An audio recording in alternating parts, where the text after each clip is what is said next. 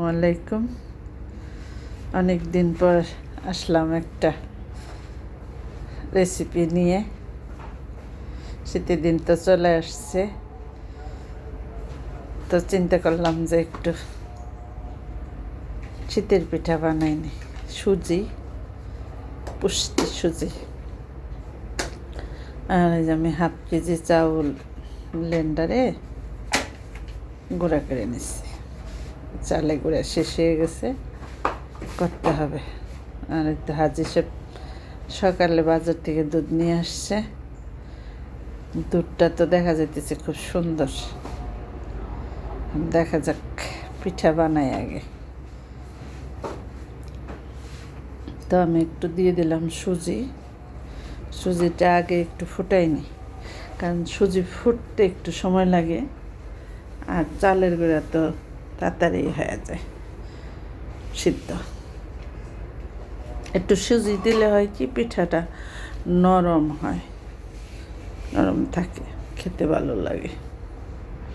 এই তো সুজিটা ফুটে গেছে, এখন আমি একটু চালের গুঁড়া দিয়ে দেব।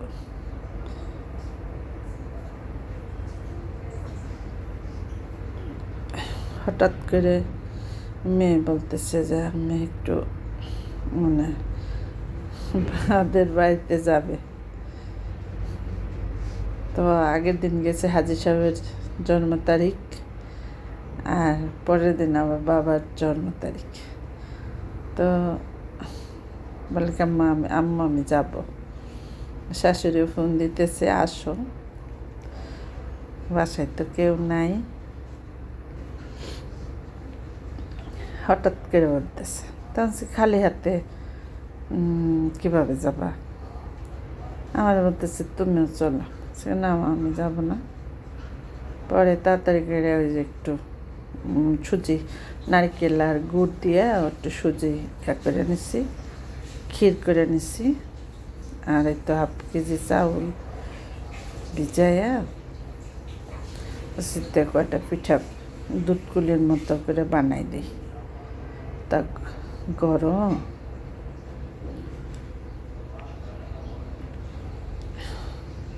বড় বড় করে বানাবো, ছোট করে বানাইতে পারবো না, বসে থাকতে পারি না, মাজা ব্যথা। আর এই ব্যথা বেদনায় শেষ হয়ে গেলাম। আমার এইটাও মানে অনেক শক্ত হয়ে গেছে, আর একটু নরম থাকলে ভালো। থাক, শক্তই হোক, তাহলে আবার ফেটে যায়।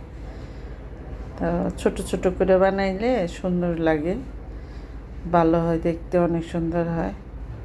কিন্তু আমার সময় নেই, বসে থাকতে পারি না, জন্য ভাবলাম কয়েকটা বানাবো, বড় বড় করে বানাবো, একটা করে খাবো, শেষ। তারপরে তাড়াতাড়ি করে একটা কেক বানাইলাম। কেকও বানাইছি 3টা, আবার একটা নেওয়া যাবে। আর বলে কি তোমরা বাবার নিয়ে একটা খাইও, আর আমি একটা নিয়ে যাই, সে যাও। তো বাবার জানাই নাই, লুকায় লুকায় যাবে আর কি, চুপ চুপ করে। শাশুড়ির সাথে বুদ্ধি।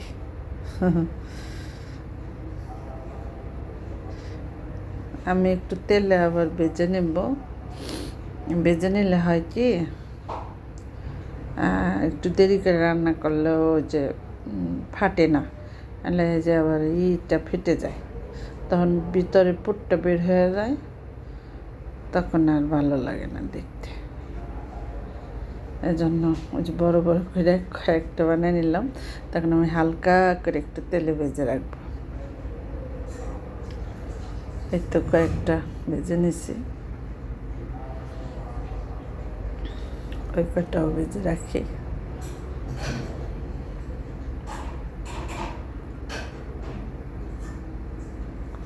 এগুলা পিঠা টিঠা বানাইতে গেলে 2-3 জন মানুষ হয়, তাই ওই যে 2টার একটু বের হয়ে গেছে, 2টা খেয়ে ফেলবো।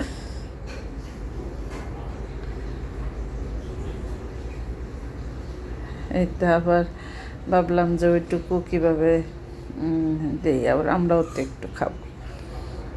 তো আবার ওই যে একটু আটা আবার সিদ্ধ করে বড় বড় করে বানাইতেছি। তো হাজি সাহেব বলতেছে কি এত বড় বড় করতেছে, ছোটো ছোটো করে বানাও।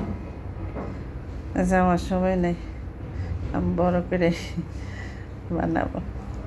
আমার কাছে বড় বড়ই ভালো লাগে, এত ছোট ছোট করে অনেক সময় লাগে। আর রান্না করতে গেলেও আমার মা চাচিরা বানাইতো অনেক সুন্দর করে, মোটা মোটা হইতো, কিন্তু বড় ছোট ছোট হইতো, মোটা মোটা গোলা ভাঙে না। তা আমি আবার বড় করেই বানাই নিলাম। এই তো ভেজে রাখছিলাম, দেখছেন একটু ফাটে নাই, সুন্দর হয়েছে। এখন দুধের মধ্যে ভেজে, আর দুধটা এত ভালো, মানে আমি সবসময় পায়েস টায়েস রান্না করলে সাথে আবার একটু গুঁড়া দুধ দিই। আর এই দুধটার মধ্যে কিছুই দিতে হয় না, দেখেন কি সুন্দর, মানে একদমই হয়ে গেছে, ঘন খিসার মতো হয়ে গেছে। 3 কেজি দুধ নিয়ে আসছে। তো আর আমি বলতেছি এত সুন্দর, সকালে ওই যে নামাজ পড়ে হাঁটতে যায়, তো ওই যে এটুকু হয়েছে আর কি। ওই বাটিটা দিয়ে দিব, বড় বাটিটা, তাও বইরা দিতে